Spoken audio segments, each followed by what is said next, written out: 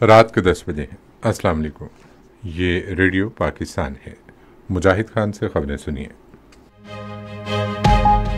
अहम खबरों का खुलासा। वफाकी काबीना ने 126 मुल्कों के लिए कारोबारी और सियाहती वीज़ों के लिए मुफ्त दरख्वास्तें देने के ऑनलाइन निज़ाम के निफाज की मंजूरी दी है। वज़ीर-ए-आज़म ने कहा है कि पाकिस्तान कालादम तहरीक तालिबान पाकिस्तान की तरफ से अफगान सरजमीन के जरिए दहशतगर्दों के हमलों के पेश नज़र अपने शहरियों के तहफ़्फ़ुज़ के लिए पूरी तरह तैयार है। मनसूबाबंदी के वज़ीर ने कौमी तरक्याती अहदाफ के हुसूल के लिए वफाकी और सूबाई ताउन और इज्तिमाई कोशिशों पर जोर दिया है। आज डम्बोला में ख़वातीन के एशिया कप में श्रीलंका ने थाईलैंड को 10 विकेटों से हरा दिया। और अब खबरें तफसील के साथ।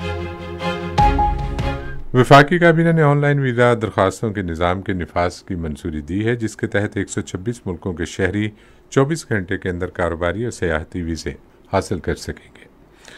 इन 126 मुल्कों के शहरियों को वीज़ा फीस से भी इस्तिस्ना हासिल होगा। काबीना ने, जिसका इजलास वज़ीर-ए-आज़म शहबाज शरीफ की ज़ेर सदारत आज इस्लामाबाद में हुआ, वीज़ा ऑनलाइन अराइवल की एक झैली कैटेगरी की भी मंजूरी दी, जिसका मकसद तीसरे मुल्क के पासपोर्ट रखने वाले सिख यात्रियों को सहूलत फराहम करना है।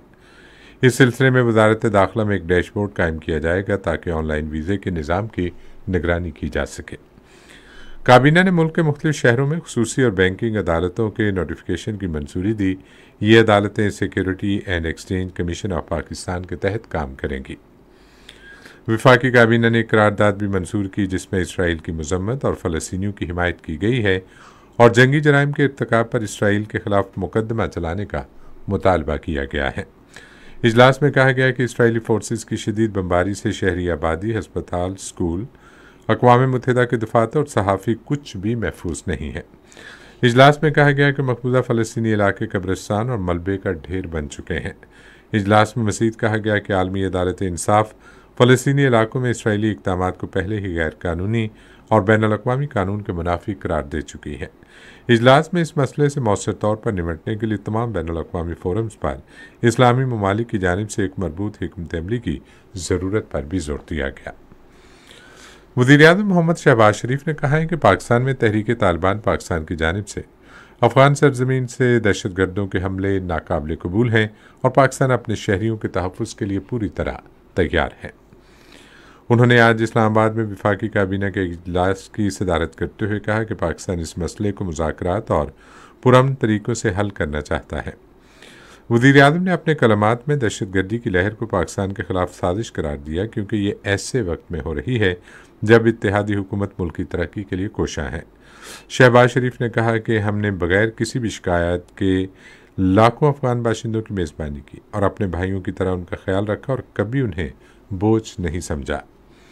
उन्होंने कहा कि पाकिस्तान किसी भी सूरत हाल का सामना करने के लिए तैयार है, क्योंकि उसकी बहादुर मुसल्लह अफवाज ने मुल्क और आवाम के तहफ़्फ़ुज़ के लिए अपनी जानें कुर्बान की हैं।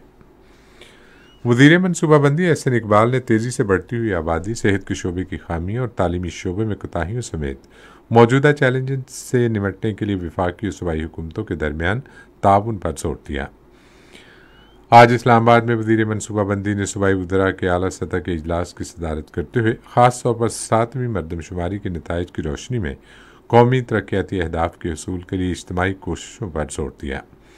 मरदमशुमारी में 24 से 30 साल तक की उम्र के नौजवानों की तादाद दुगना होने की पेशगोई की गई है।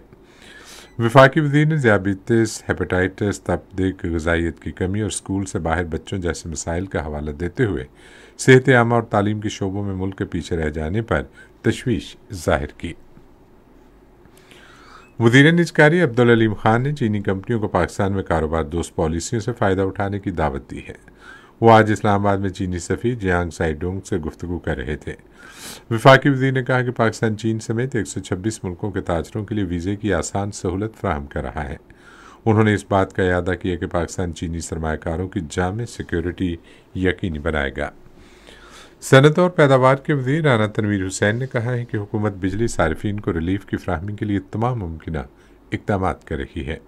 आज इस्लामाबाद में सहाफ़ियों से गुफ्तगू करते हुए उन्होंने कहा कि तरक्याती बजट में से 50 अरब रुपये की रकम उन सारिफीन को रिलीफ देने के लिए मुख्तस की गई है जो माहाना 200 यूनिट तक बिजली इस्तेमाल कर रहे हैं। उन्होंने कहा कि इस तरह 10 रुपये फी यूनिट का रिलीफ सनतों को भी दिया जा रहा है। आयरलैंड डम्बोला में खवातीन के एशिया कप में श्रीलंका ने थाईलैंड को 10 विकेटों से शिकस्त दे दी। पहले बैटिंग करते हुए थाईलैंड ने मुकर्ररा 20 ओवर्स में 7 विकेटों के नुकसान पर 93 रन बनाए।